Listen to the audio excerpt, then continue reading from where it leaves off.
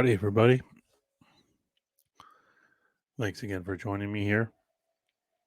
Um, Today, we're going to kick off um, one of many posts, videos, whatever you want to call it, about the Etruscans and build a picture around who the Etruscans were. Now, the narrative today, they got it all figured out, but we're going to show a very different story of who the Etruscans were from an 1800s up till World War One perspective. Um, the foundations of Rome. We're going to talk about the Etruscan League, um, and we're going to link these kind of mysterious people all over the world. And this will be the pivot into my material on Mexico. But I wanted to start here for a lot of reasons. But I had just been talking to Longo about my researches here. I've been researching the Etruscans for years, but kind of reignited my interest coincidentally at similar time as him, which is just funny how that works. So hopefully we'll do a live stream and we'll get to talk about more of this stuff and bounce ideas off one another. But I wanted to start here. You know, I love Atlantis. This is kind of a bridge as well to my members series about Atlantis. And it will also connect a few dots with the next month's series on Lemuria. So, yeah, definitely worth checking out. But this is a pretty big one, and we're going to cover some other material. So, your time is precious, and I thank you for being here. Let's jump right in.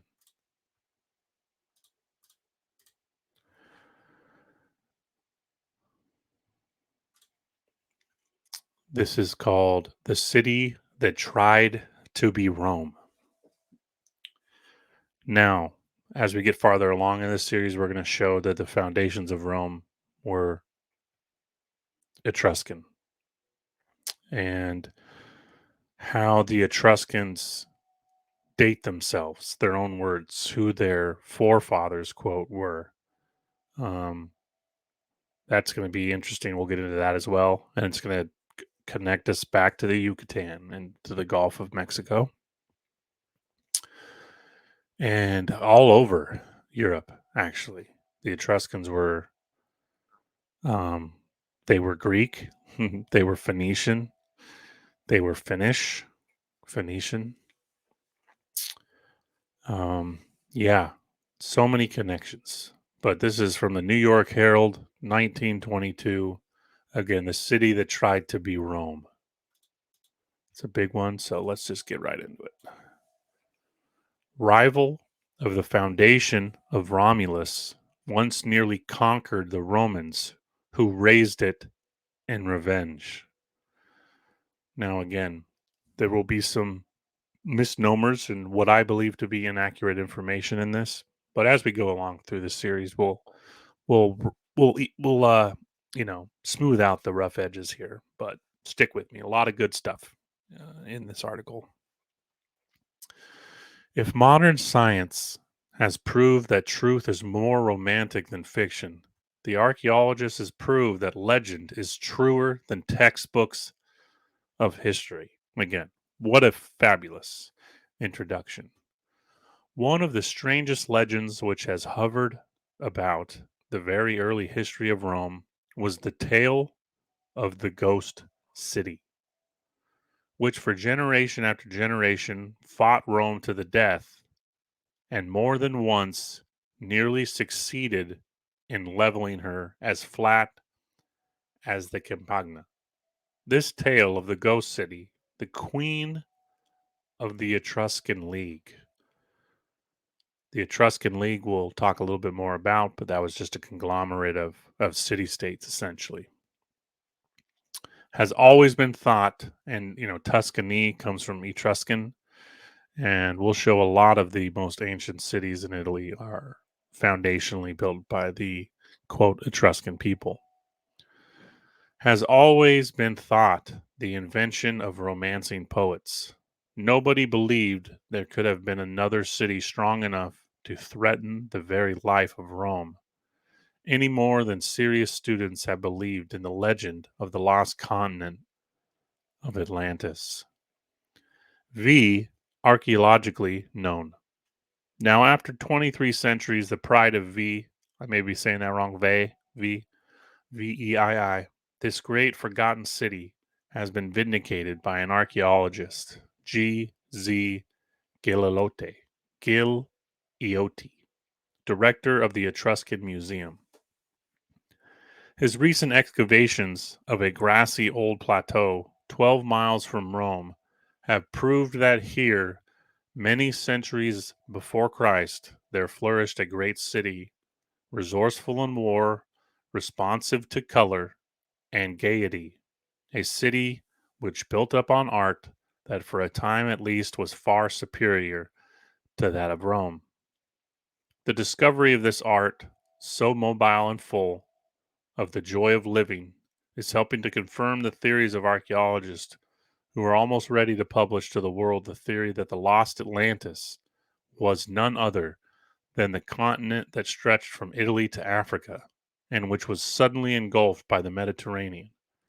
According to their researches, Atlantis was the mother of all known civilizations, her culture existing in a marvelous state of development before the Babylonian or the Greek or Egyptian states came into being. The theory is that when the continent slipped into the sea, the remnants of Atlantean culture took refuge in Asia Minor and Greece, implementing in Babylon, implanting, in Babylon and Athens and Thebes the art sense, which centuries afterwards returned westward to the Etruscan cities and Rome.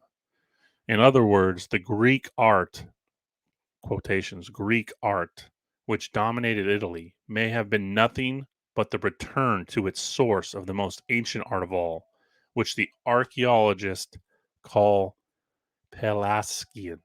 Pelasgian.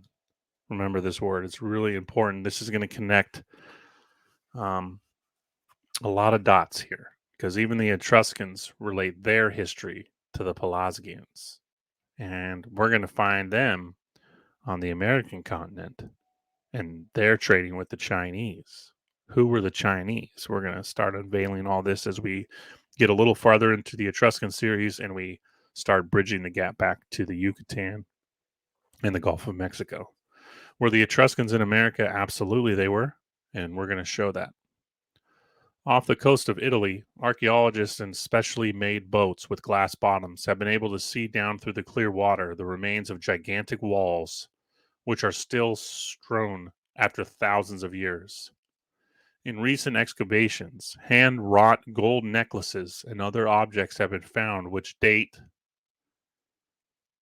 so far back that a revision of history is necessary. Now, think about this, guys. This is what they're saying in the 20s. Now, we're going to cover more articles that keep saying the same thing. History needs to be revised. And when we get into their language, it's going to get really juicy. A civilization 600 BC. The V excavations show the existence of a civilization which had reached a high point of perfection 6 centuries before Christ, and an art so genuine and spontaneous that it may have been a direct inheritance instead of an imitation of Greek. That needs to be repeated. That is a powerful paragraph. And if you saw my video yesterday about the vapor canopy and I covered the frozen and mud flooded or Pompeii style Greek cities they found in Alaska and the Greek pottery that we've been finding in California, Arizona, New Mexico, Colorado, and the Hebraic overlays that exist within some of these older Native American cultures, quote Native American, and we're going to find these same things in Mexico. Most fallen, lovely cities of history have left an epic behind them, a cry down the centuries not to forget their vanquished pride. But Veii, the city that tried to be Rome, succeeded so nearly that in revenge Rome wiped her off the records and doomed her to oblivion. Next episode, we're going to get into the real history of Rome and what authors were writing in the early 1900s, that Rome's history also needed to be rewritten and that its foundations were Etruscan, or remember this word again, Pelasgian. Okay, remember that. That's going to be an important one. Her name haunted obscure corners of history and legend, but her greatness was covered up by the jealous pride of the eternal city. Now, they talked about the quote, Queen of the Etruscan League. Well, believe it or not, Rome was the foundations of the Etruscan League. And when Rome fell, slowly all the rest of the cities fell. Veii lay 12 miles down the Tiber on the old highway from Rome to Gaul. Now, what's also funny is they made a lot of really interesting correlations between the Mississippi River and the Tiber in the late 1800s. And I've made the correlations before about Italian cities being taken from America, and Florence and um, Rome and many other cities. And that's not the only one. Um, um, what's the one I'm trying to think of? It'll come to me. There's another one, but the remember Janus. You've heard me talk about Janus before. Maybe someday Paul will, finally won't change his mind and do a video with me. But we've talked about Janus, that after the flood, Janus is Noah, and the Janus overlays because Janus in certain Hebraic stories overlays with Neptune. So Atlantean overlays are powerful here and connect us back to the Gulf of Mexico. But Janus, the story of Janus is that he's Noah and he landed in Italy and founded Italy. And Genoa comes from the word Janus. They're one and the same. And the Etruscan foundations in Genoa are very strong. In fact, the Etruscans have a deity that it's identical to Janus. Yeah, Janus, the bicameral mind, the Iliad, the Odyssey. They talk about the Etruscan overlays as well, and the bicameral mind, and some event kicking off the consciousness that we know it today in the analog self. Getting off topic, but yes. So back to it. Veii lay 12 miles down on the Tiber, like I was saying. Sorry, the city was built on a great undulating plateau commanding the plain, through which the Crimera runs to join the Tiber. Now there is only a lonely medieval castle on the bluff, the village of Isola Farnese, sprawling at its feet amid a dreary succession of field and meadow. Now, this is where it gets interesting because the Farnese family. You look into their history, and it's incredibly interesting. Are they a fraud, a takeover of a previous lineage? I don't know, but a few months ago, the Roman archaeologists brought back with laborious care a few shabby pieces of terracotta.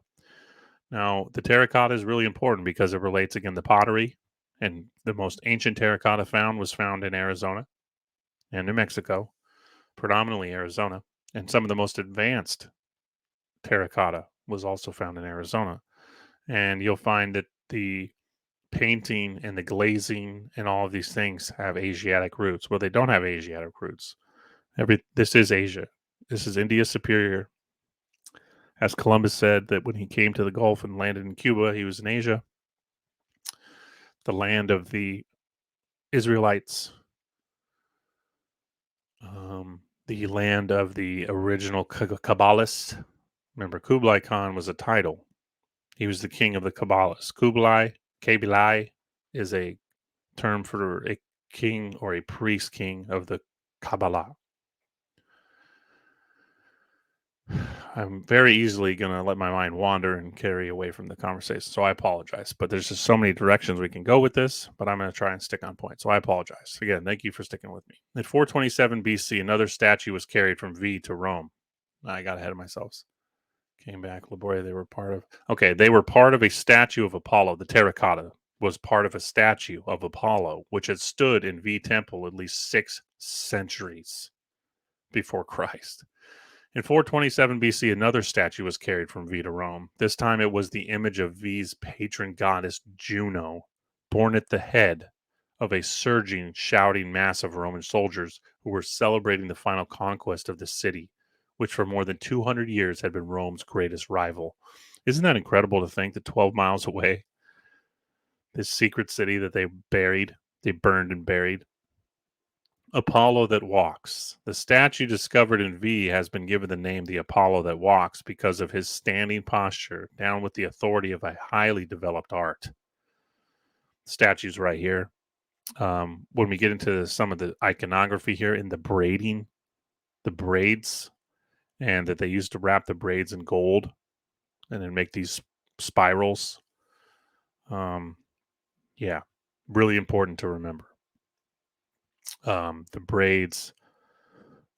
There's correlations again with the Vikings, and this wasn't a race thing. Okay, this is important to remember.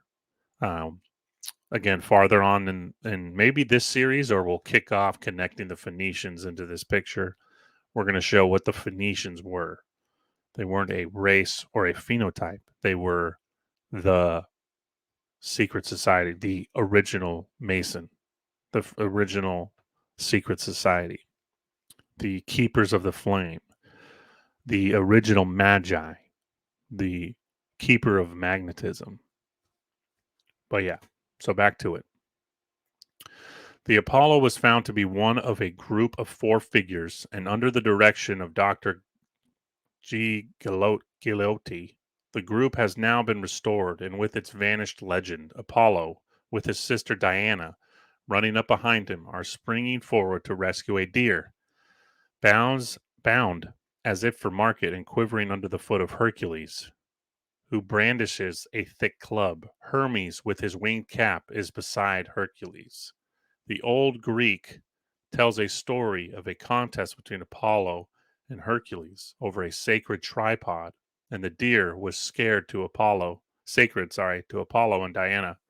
The group is done with great spirit and is painted in a diverting manner. The archaic fashion in makeup is striking. The statues are done with the flesh of red-brown, hair and eyebrows jet black, and the white of the eyes realistically painted white. The garments are of a yellow clay with a designs in vermilion and purple or blue at throat and knee.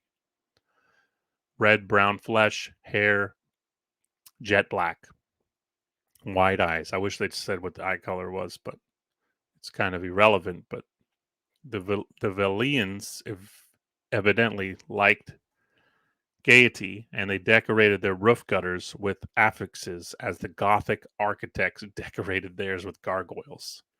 The nymphs and satyrs, who were a favorite roof decoration, were of a highly sophisticated sort. The nymphs, instead of being shy wood creatures, were fashionable ladies with earrings, wearing an elaborate head ornament, which was evidently the rage in ancient Veii, as the tombs of the best ladies bore reclining statues of themselves with the same headdresses. It is not so very different from Gabby Desley's favorite aureole of ostrich plumes. Veii was very gay indeed. She probably originated the customs of painting the town red in the days before the phrase became a mere figure of speech. Some of the oldest makeup ever found was Etruscan. The oldest lipstick, rouge, found, Etruscan tomb. These tombs are insane. And if you did see my video yesterday about the vapor canopy, you'll remember that they were finding endless fields of conical mounds. And the Etruscans were the originators of the conical mound. We're talking like a, perfect cone point, like an ice cream cone flipped upside down. And some of these were 40 feet high or more.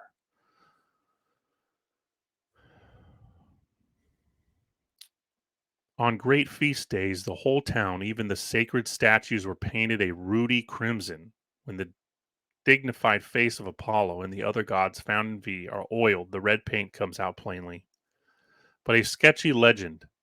History and legend tell only a sketchy story of Veii. According to the old record, she was the strongest of the dozen cities of the Etruscan League and lorded it over the whole right bank of the Tiber to the sea, even owning the precious salt works at the mouth of the Tiber. Now remember, the largest bank of salt in the world is at the mouth of the Mississippi in the Gulf of Mexico. So the overlays here are pretty amazing.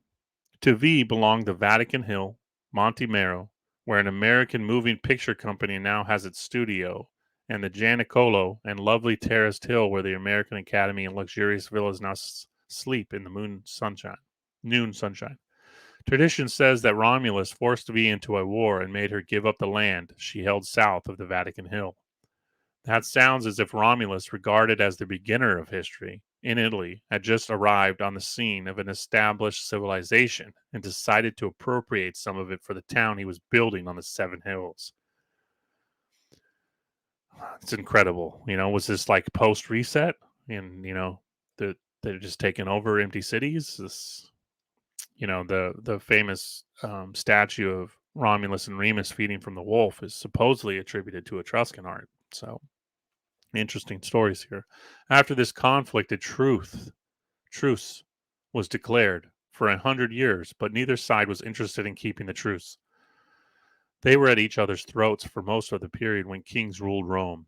Early in the 5th century BC, V decided to put an end to upstart Rome. She joined in defensive alliance with the other cities of Etruria and called for volunteers.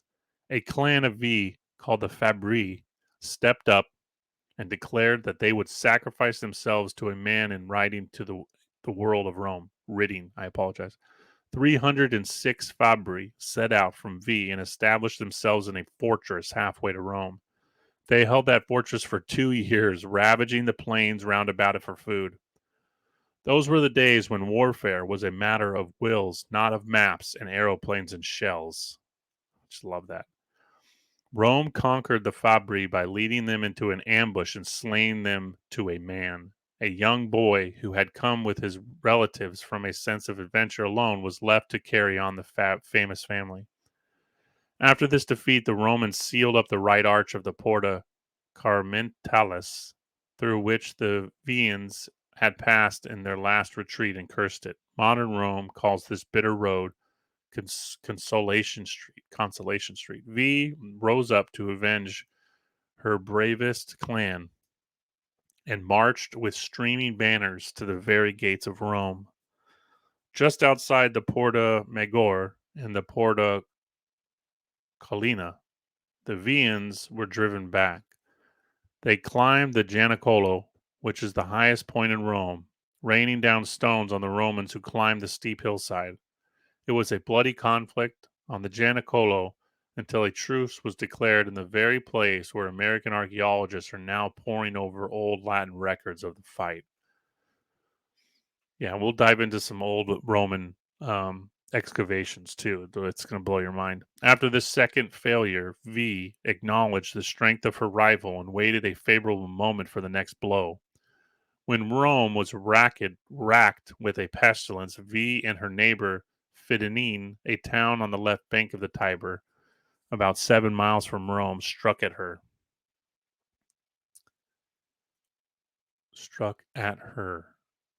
Rome's answer was to wipe out Phinae. There's a period there. Struck at her. When Rome. Okay, so I guess that's it. That's weird. They put a period there. When Rome's answer was to wipe out Phinae. In 396 BC, V started a systematic slaying of all Romans living within her city walls. So that just kind of goes to show you, like, what are we dealing with here? What's a Roman? And what's an Etruscan? And if we can establish the Etruscan foundational roots of the Pulaski and how they trace their history back to Atlantis and who this second group is that's taken control of Rome, we'll get there.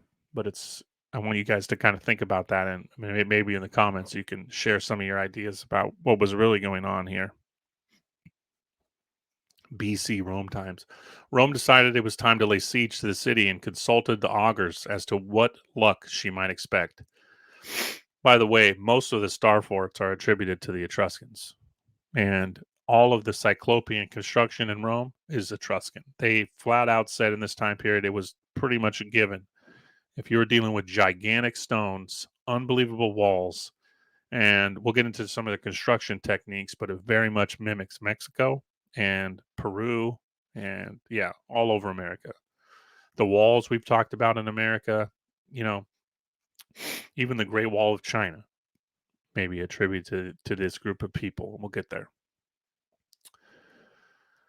They pointed out that the waters of the Alban Lake nearby were rising and that this must be an important omen. The oracle of Delphi was consulted. She pronounced the following prophecy: whatever race can lower the waters in this lake without letting them run directly into the sea will be victorious. So the Romans built an underground outlet emptying into a stream. This outlet is still in good working order, and the Alban Lake was never overflowed since. Perhaps the building of the underground passage gave the Roman generals an idea for their campaign. In any case, they used the same means for their final victory against Veii. A Roman general who was well named Furius Camillus constructed an underground passage from outside the walls of Veii into the temple of Juno. The Roman soldiers filtered quietly into the heart of the city and overpowered it. History does not say whether any soul was left alive in Veii after this victory, but it does record that the statue of Juno, Veii's presiding spirit, was carried off to Rome and placed in a temple on the Aventine Hill. Life was ended in Veii. The plateau stood shorn and lonely, looking down on the plains. When Rome was destroyed by the Gauls, there was some decision of building the new city on the site of Veii, but this project was abandoned and the site was left until the beginning of the Christian era, when a new city was built there.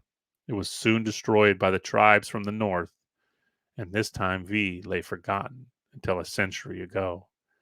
In 1810, somebody began digging about the top of the old plateau, and a few excavations were made. The second city lying on top of the old Veii was unearthed. The statues of Tiberius and Augustus found there, brought to the Vatican Museum in Rome.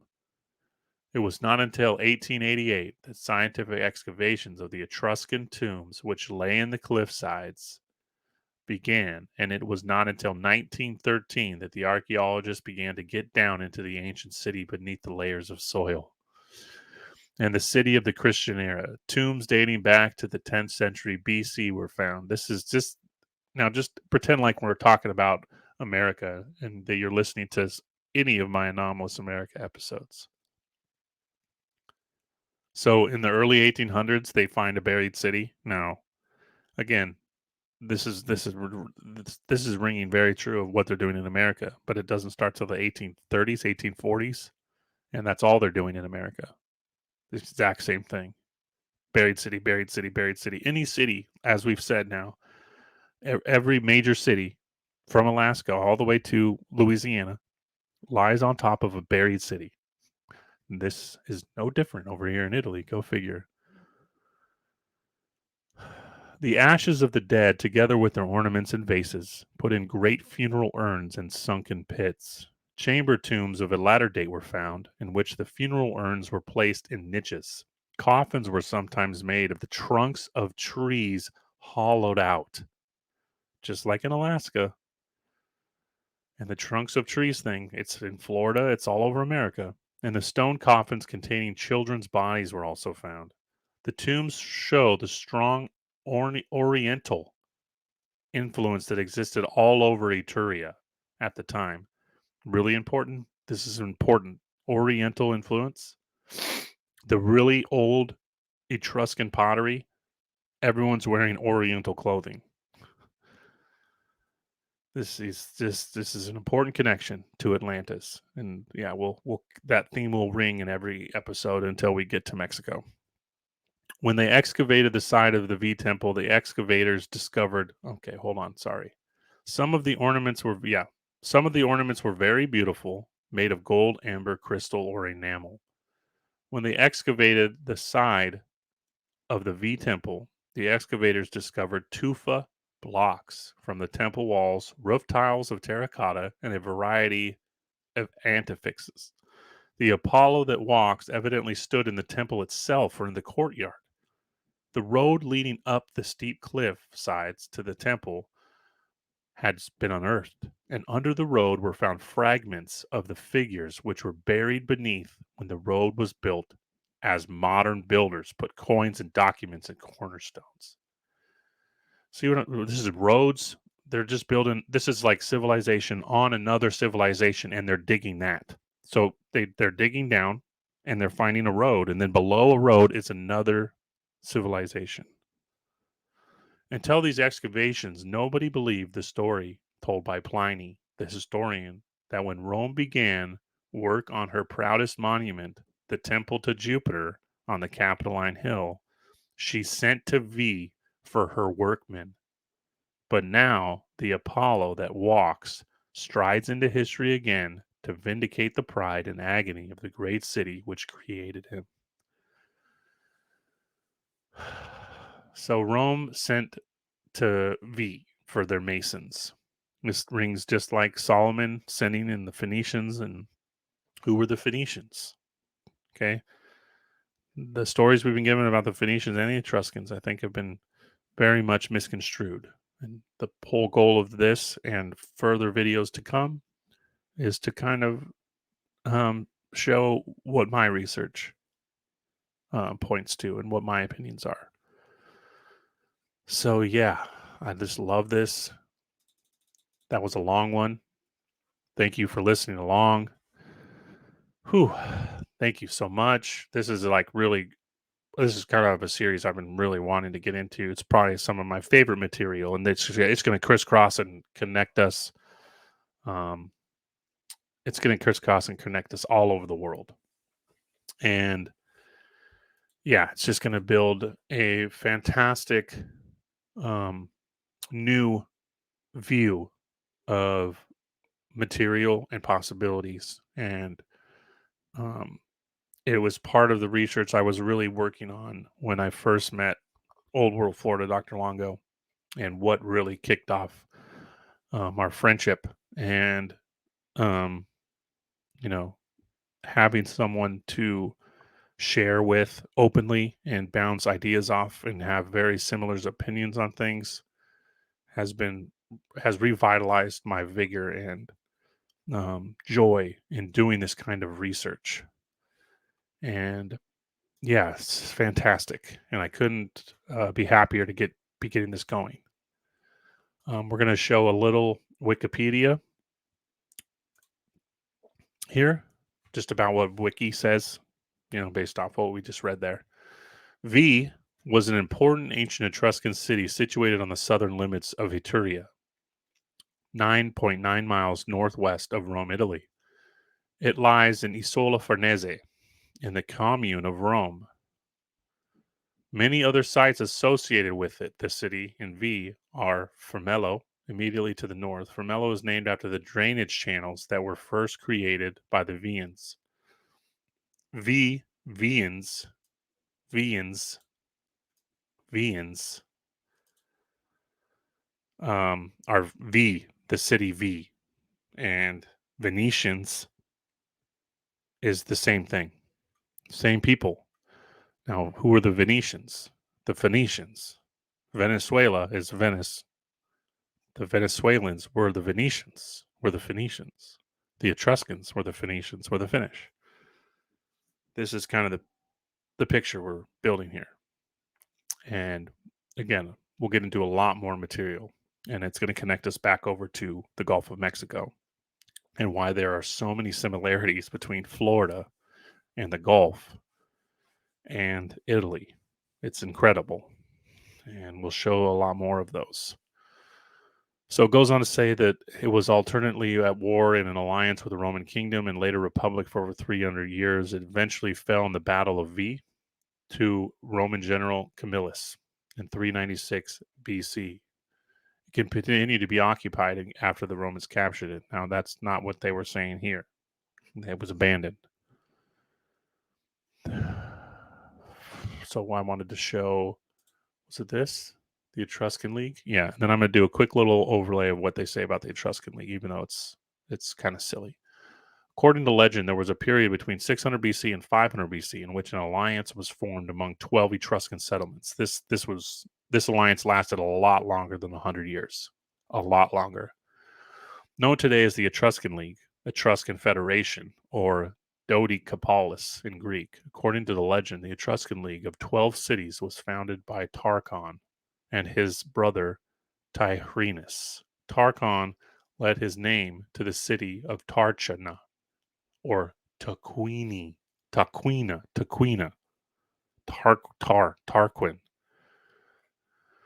That root is going to be really important. We'll get into that more. Tyrrhenus gave his name to the Tyrrhenians, the alternative name of the Etruscans. So the Etruscans are also known as the Pelagians and the Tyrrhenians.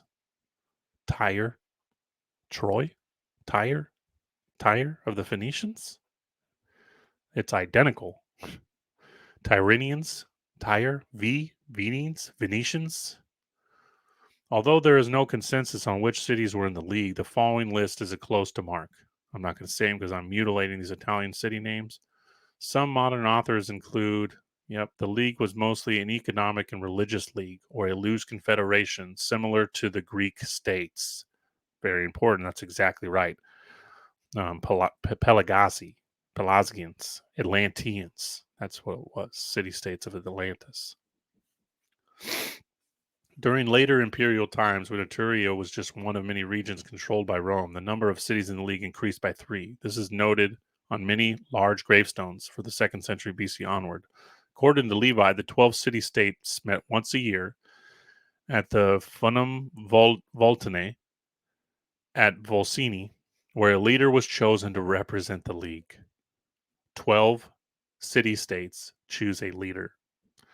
It's just like the astrological and, Christian overlays and, the zodiac is just really, it's pretty funny.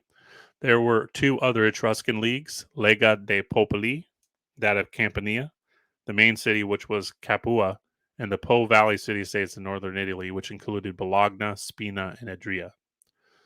Possible founding of Rome. Now, a lot of this is, they touch on some things, but our next 2 videos will touch on this a lot more. And we'll just do a quick little overview. Those who subscribe to a Latin foundation of Rome, followed by an Etruscan invasion, typically speak of an Etruscan influence. So that's what they're telling you, but that's ridiculous. Okay, absolutely Etruscan, Atlantean roots of Rome. All roads lead to Rome. Yeah. So this has been almost 40 minutes.